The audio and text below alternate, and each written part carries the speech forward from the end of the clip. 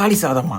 ஐயா அப்படின்னு நினைக்கிறது நீங்கள் மட்டும் இல்லைங்க, நானும் தான். ஆனால் இந்த ஸ்டைலில் ஒருக்கா சேவ் பண்ணிவிட்டு செஞ்சு பாருங்கள். என்னப்பா பிரியாணி ஆணை எல்லாம் தட்டை தூக்கிட்டு வந்துடுவாங்க. அப்படியே நம்ம பேஜையும் கொஞ்சம் ஃபாலோ பண்ணிக்கோங்க. முதல்ல 2 கிளாஸ் பாஸ்மதி அரிசியை 15 நிமிஷம் தண்ணியில் ஊற வச்சு எடுத்துக்கோங்க. இப்போது குக்கரில் எண்ணெய் விட்டு பட்டை, கிராம்பு, ஏலக்காய், பிரிஞ்சி, சோம்பு, அப்புறம் வெங்காயம் சேர்த்து வதக்கி இஞ்சி பூண்டு பேஸ்ட், பச்சை மிளகா, மல்லி, புதினா போட்டு திரும்ப வதக்கி அப்புறம் ஒரு 5 தக்காளியை நல்லா நைஸாக அரைச்சி சேர்த்து பிரியாணி மசாலா, சில்லி பவுடர் சேர்த்து நல்லா இந்த பக்குவத்துக்கு வதக்கிக்கோங்க. இதில் 1க்கு 2 தண்ணி விட்டு உப்பு அப்புறம் ஊற வச்ச அரிசியை கொட்டி கலந்து 2 விசில் விட்டு எடுத்தீங்கன்னா சுட சுட தக்காளி சாதம் ரெடி. தக்காளி சாதமே பிடிக்காதவங்க கூட இதை விரும்பி சாப்பிடுவாங்க. மறக்காமல் ஒருக்கா ட்ரை பண்ணி பாருங்கள்.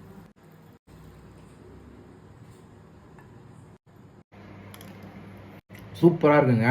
சரி, ஓகே, நெக்ஸ்ட் வீடியோ பார்ப்போம். பை.